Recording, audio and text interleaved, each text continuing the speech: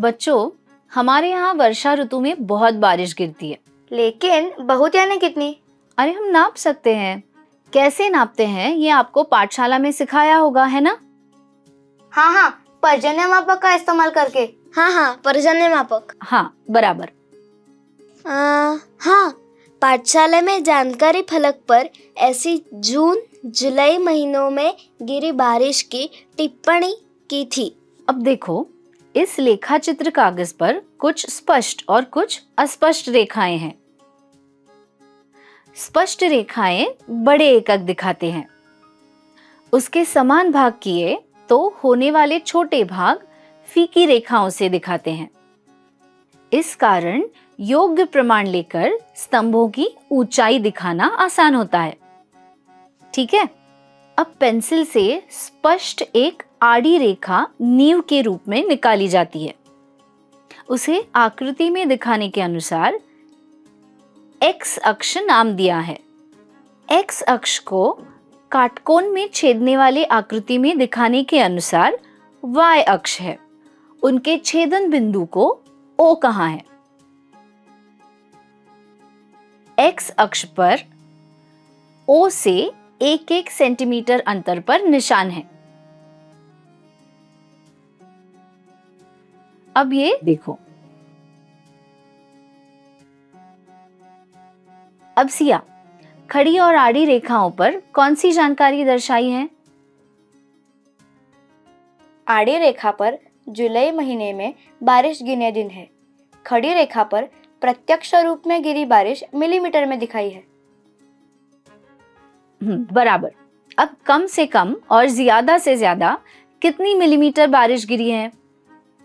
कम से कम 145 मिलीमीटर और ज्यादा से ज्यादा 550 मिलीमीटर इस दरमियान बारिश गिरी थी। बराबर। अब सबसे ज्यादा बारिश कौन से दिन गिरी है? 20 जुलाई। शाबाश। अब मुझे बताओ, 12 जुलाई को कितनी बारिश गिरी है? 390 मिलीमीटर बारिश गिरी। आपने 390 मिलीमीटर अक्ष पर कैसे ढूंढे? वाई अक्ष पर 350 के आगे 4 एकक गिने। 350 से 400 में अनुक्रम से 350, 360, 370, 380, 390, 400 मिलीमीटर बारिश दिखाई है। तो मुझे बताओ, वाई अक्ष पर कौन सा प्रमाण लिया है? 1 सेंटीमीटर बराबर 50 मिलीमीटर ऐसा प्रमाण लिया है। बराबर। दीदी, अब आप बताओ, 15 जुलाई और 20 जुलाई को हुई बारिश में कितना अंतर है? अच्छा, तो 15 जुलाई को 500 मिलीमीटर और 20 जुलाई को 550 मिलीमीटर। 550 घटा 500 बराबर 50 मिलीमीटर। तो इतना फर्क है। अब मुझे बताओ, जुलाई महीने में दिए 6 दिनों में कुल मिलाकर कितनी बारिश गिरी है? अब इसके लिए स्तंभालेख में दी जानकारी तख्ते में आप कैसे लिखोगे? हाँ, और इसके लिए आपको जोड़ करना पड़ेगा। हाँ, दिनांक, गिरी बारिश मिलीमीटर में। 2 जुलाई 145 मिलीमीटर। 7 जुलाई 180 मिलीमीटर। 10 जुलाई 210 मिलीमीटर। 12 जुलाई 390 मिलीमीटर। 15 जुलाई 500 मिलीमीटर।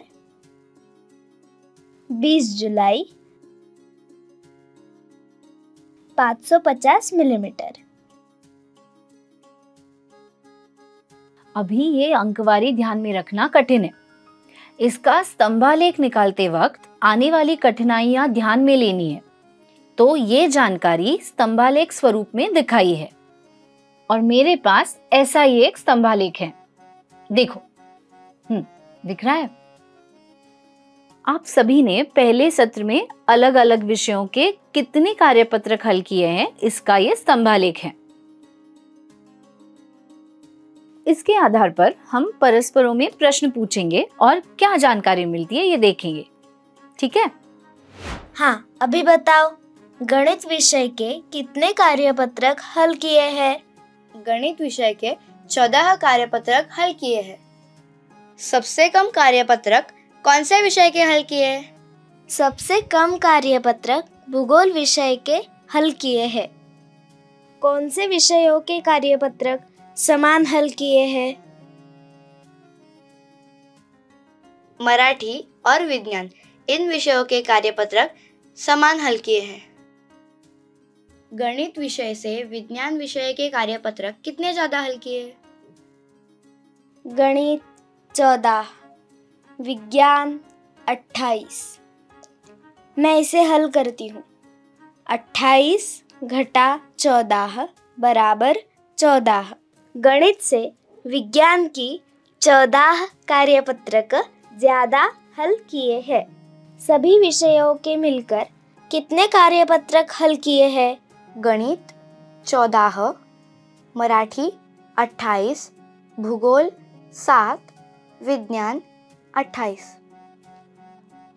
14 जोड़ 28 जोड़ 7 जोड़ 28 बराबर 77। सभी विषयों के मिलाकर कुल 77 कार्यपत्रक हल किए। बराबर, शाबाश, बहुत अच्छी तरीके से समझ आया आपको। हाँ, बहुत अच्छा समझ गया है। दीदी, अब हमें स्तंभालेख ठीक से पढ़ना बिल्कुल संभव है। हाँ दीदी।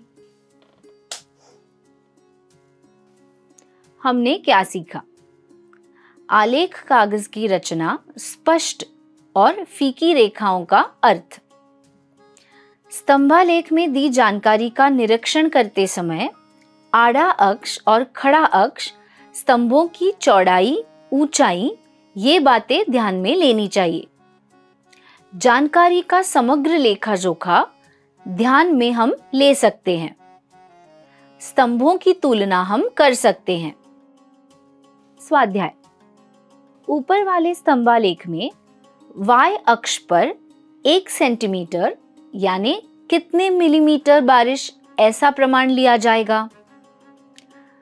आगे एक स्तंभालेख दिया है, इसकी मदद से प्रश्न तैयार कीजिए।